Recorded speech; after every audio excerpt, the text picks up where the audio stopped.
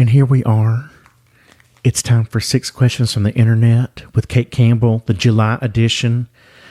We're going to start off with a question from Lynn Rogers. She wants to know, what is the story behind Who Will Pray for Junior? Which album was that on? Rosaryville? Was it maybe the first time? Yeah. I can't even remember anymore. That is one of my favorite songs I've ever written. And I'm so glad Lynn asked about this, because now I'm going to start singing it again. I haven't sung it in a while, and sometimes it makes me cry when I sing it, because my husband, for many years, he was a hospital chaplain here in Nashville, and he often worked. He would go in and he would work kind of the night shift, But we lived across the street from the hospital in a condo, and this one night he went to work. And he was down in admitting, and a woman came in with her husband. She was being admitted, and she kept saying, "Who's going to pray for Junior? Who's going to pray for Junior?" And I think maybe he was even an adult Down syndrome. And I don't know if my husband saw, if the family, it was like the mother and the husband, and then the adult or probably late adolescent boy. And so Ira just came home, and he goes, "Okay, I just have to tell you this, and then I got to go back." He said this lady came into the hospital to be admitted, and she just kept saying, "Who's going to pray for Junior when I'm gone? Who's going to pray for Junior?" over and over again. And, my husband, he just knows the things. I mean, he was interested in it, but, he knew, and I knew immediately. And I just wrote the song. And one reason was because I immediately thought of, and that's one of my dad's favorite songs I've ever written too. Talking about one that when I wrote, I couldn't hardly sing, and probably I didn't sing it that much because it's very emotional. But growing up here in Nashville in my dad's church, we had a boy who was, at the church, who was older than me, I think, but just a couple of years older than me, but his name was Tommy. And he was a boy with Down syndrome. And he was so great because he would always want to pick all of us up. So he would come, all of it. And we were all ages, it's like all between first grade. And again, I'm not sure how much older Tommy was than me, maybe 5 years older. I'm not sure. And so he would just, I don't know, it was just this very specific memory of Tommy and how great he was in my life. And then, and I don't know if this had happened right before the event happened at St. Thomas Hospital here or right after, but my dad loves this song too, because Tommy ended up living to be, I think, 51 or whatever, here in Nashville. And when he passed away, they had my dad do the funeral. And I can't remember now if my dad had just done the funeral for Tommy. So anyway, the song, Tommy Papachis was his name, my dad, it was all just kind of immediately as soon as Ira came home to tell me that story, and I wrote the song. And that's one of the things where I'm writing the song and I'm crying as I write it. Yeah. So it's very difficult to, but it's one of my favorite songs. Well, thanks for asking about that, Lynn. I'd never heard that. Thanks. Yeah, I haven't sung it in a while. Now I'm going to have to get up see if I can. I'm going to have to practice without crying. Oh, gosh. Yeah, I don't know. Yeah, I don't know. Well, it'll be okay if you did cry. I know. Rachel Margaret Glado wants to know about you being a pastor's kid. What was it like growing up? Did you feel like you were in the spotlight and had to behave? I didn't really, but I have a strong personality, as you all know. Yes. I'm the oldest.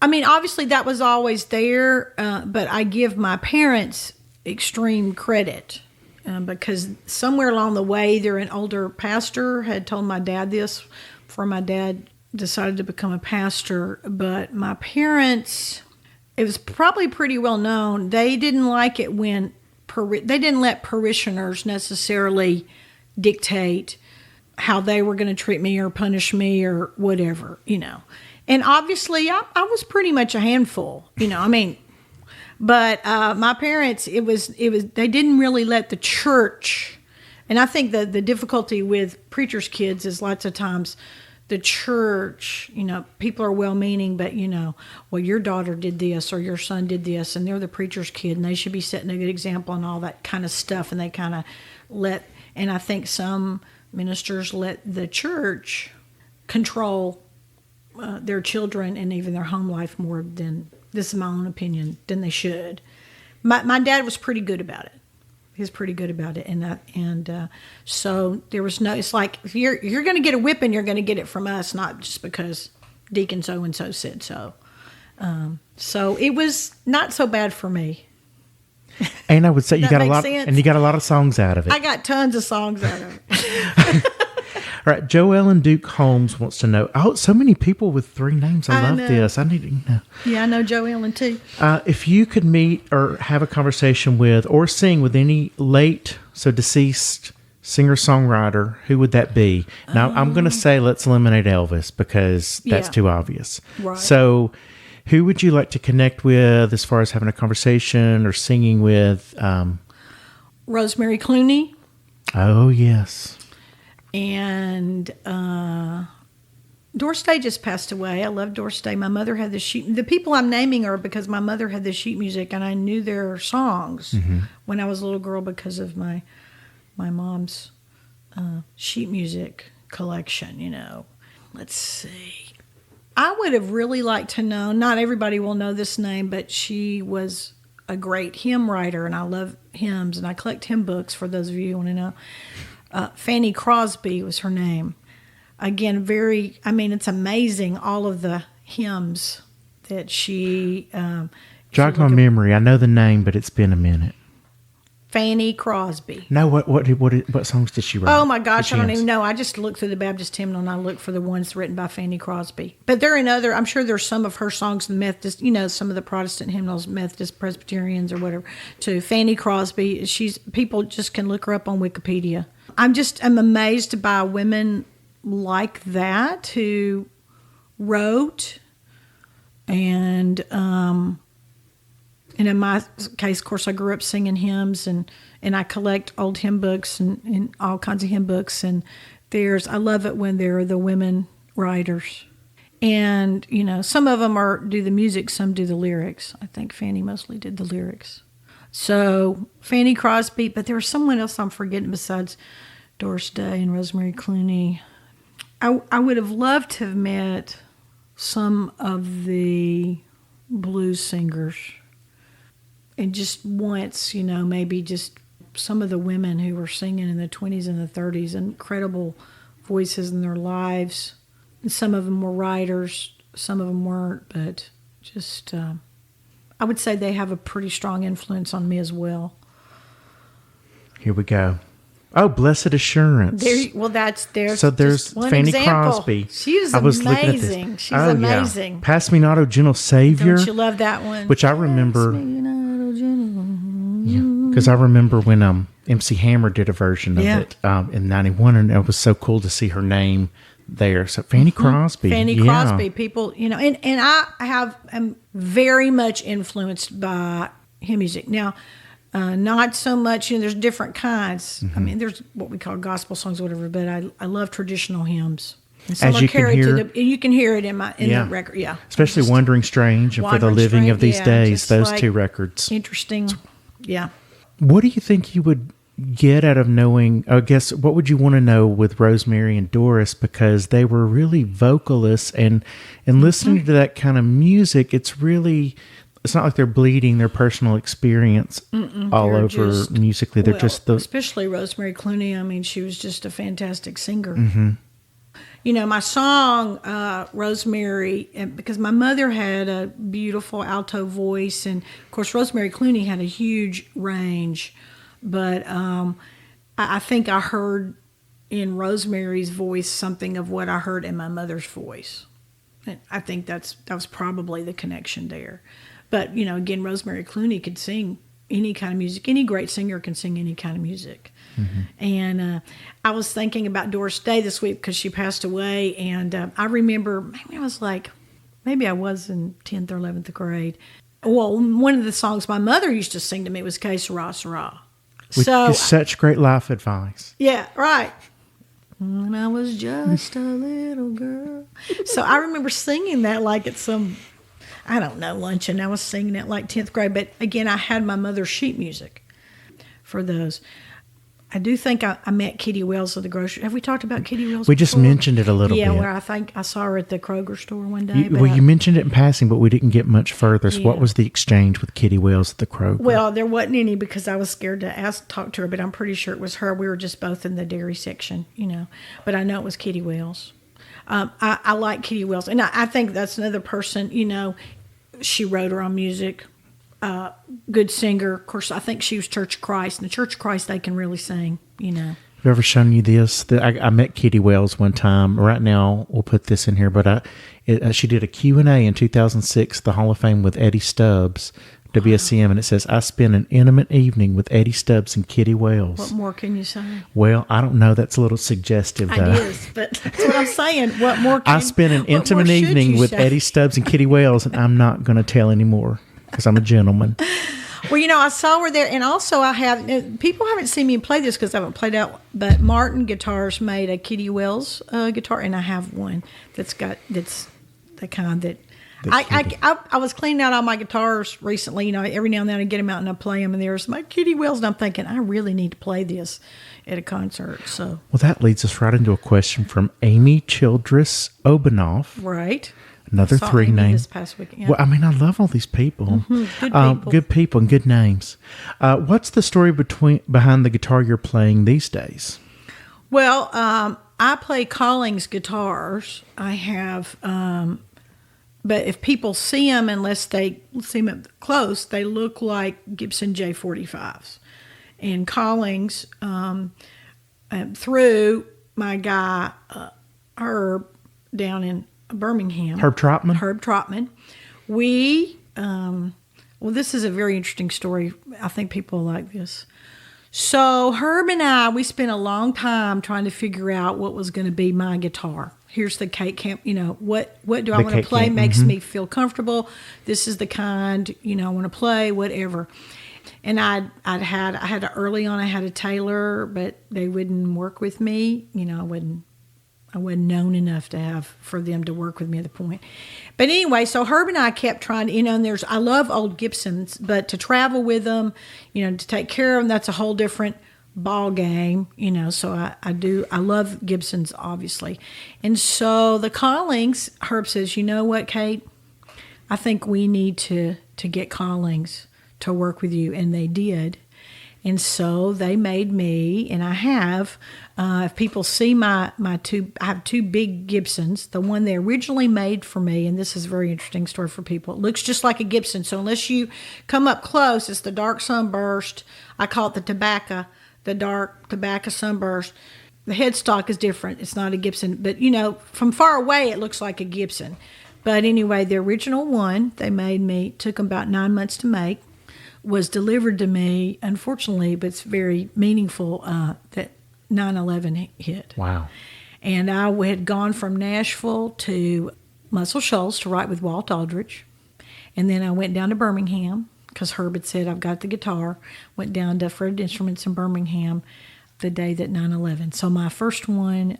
And then we had to make me another one, which mostly people see that now because the first one, the woods, they look very similar. They look like, the dark sunburst Gibsons, but the first one kept getting, the wood's a little different, and my first one kept cracking a little bit. I'm not sure what that, we sent it back before. So I had to make me another one. So I have two that look like the big Gibsons. And then I had to make me a very small one that looks like a little Gibson, like a double aught or whatever. It's so cute, but it's small enough where if I really want to take one of my beautiful Collings, it's small enough. It's great for me to sit down and write with. It's easy to write with, and I could actually take it on the plane. Even in the new planes, it would fit. It's very small. In fact, when I'm playing the little one, I'm going, am I actually playing? It feels like I'm not playing the guitar. But so that's some of the stories involving my guitars. I still have my very first guitar. Like I said, I carved my name in the back. The teenagers at the church. I wanted a guitar, and I was like in 6th grade. I got a ukulele, when I was like 7 or whenever I got the ukulele. But my parents asked the teenagers what kind I should have, and they said, well, she should just, she should have the gut string ones, because it won't hurt her fingers. So my parents went down. It's probably Donaldson Music Center. Those of you who know, because my clarinets I got from Donaldson Music Center. Those of you who know from Nashville, the suburb of Donaldson. And so I got it. I still have that. I carved my name in the back, Kitty. Well, some of you know. Can you believe I did that? Yes, everybody. Yes, can. I can. And it has a yellow fuzzy. Of course, the case is not really a hard case, but it's got this yellow gold all fuzz on the inside of the case. On the outside, I've got stickers. I think I've got like a peace sticker and a, groovy sticker. And I might even have a WSM radio. I'm not sure, but, I still have that guitar. So obviously I have the first guitar too. And I have a couple of others now. I've got my Kitty Wells made by Martin. So, but the Collings guitars are really, I feel like they're my guitar. Yeah, beautiful. You can go see Herb Trotman down at Fretted Instruments. It's in Homewood, Alabama. That's right. Right outside of Birmingham. Might see me every time I go down there. I like spend an afternoon there. All right, well, let's end this one on a downer. Okay. Sure. Joe Rice wants to know, do you have any career regrets? What would you have done differently, Kate? Well, I don't have any regrets because I don't think any of it is as far as the music business and what I've ended up doing. I don't think that we really have any control over that. The only control I have is, and I tell people this, the thing about songwriting is at some point you have to sit down and write a song. And you have to be present to win. You're surely not going to, just like by magic, get a publishing deal. So I think you have to do that work, and you have to be ready to do that work. But all the other stuff, I don't think we can really, I don't have regrets because I'm not sure that I've been able to control any of the other stuff. I didn't really start out to be, I'm not driven by performance. I'm kind of a librarian. I mean, really, I just love to read and watch TV. We've already talked about that, go to the Kroger store, hang out. I'm a really good hanging out person, like to eat. I mean, that's kind of the way I'm always thinking, I'm always writing. And that's the thing that I've done since I was a little girl. So I didn't really I wasn't a person who said, oh, I want to be in country music. Oh, I mean, in the market I didn't even know that there was a folk music market besides the one that in the 1960s. I didn't, that's kind of I knew about the Christian industry, but again, I can't say that I pursued that. It's kind of weird. And part of that may be because I'm from Nashville. And I just think, and everybody even I grew up with at church, I mean, I don't know if it was because I'm from Nashville or it was the late 60s and I was with teenagers. I just kind of thought everybody wrote songs and played guitar. One regret I have is that I feel like I am a good musician. And, like I said, I'm a pianist. I mean, took piano for many years, played clarinet in the band, to read, do all that kind of stuff. But every now and then I kind of wish, if I'd practice more, and I kind of wish I did play mando or fiddle. But I'm lazy. I'm not a good practicer. I do regret that I feel like I could be better than I am as far as an instrumentalist. But I'm always writing, not performing. I think that's, and I don't know if any of that makes sense, but what really drives me is the writing. And has done that since a little girl. But the performing is, I'm amazed that people love it, and I love people, and I love to sing the songs or whatever. But I don't have to do that. I don't have to do that. To accompany yourself, it's like guitar and piano. Those are the instruments that allow you to, to do right. Doing fiddle would be great, but you'd need a band. I know. And I wish I had a band times because I'm thinking, I wish, I've never even been on a bus, a country music. I'm like going, I want to go on somebody's bus. You've never been on a tour bus? No, not a real one. They're no. really nice. I know. Well, you're going to have to take me to, I'm going to have to be your date at one of your things that you go to. I need to be the plus one when you see somebody's bus. I was just thinking though, that whole thing about you don't know regret, que sera, sera. Doris Day said it best about your career. Yeah, you can't, well, you can't really control a lot of that. And it's frustrating, I know, for a lot, because again, I teach at a lot of camps, and it's frustrating, but you do have to have something to present.